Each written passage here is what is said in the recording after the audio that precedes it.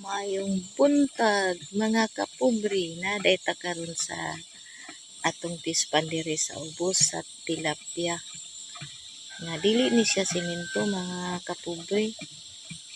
Diretso lang ni sa yuta o. Dali kay ni dagko mga kapobre.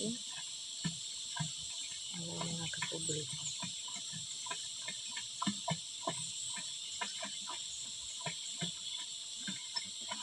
Tulo pa ni kasimana mga kapobre. Ni kadagko ani tag 200 ang kilo. Gamay lang nga pids ang ipakaon mga kapobre.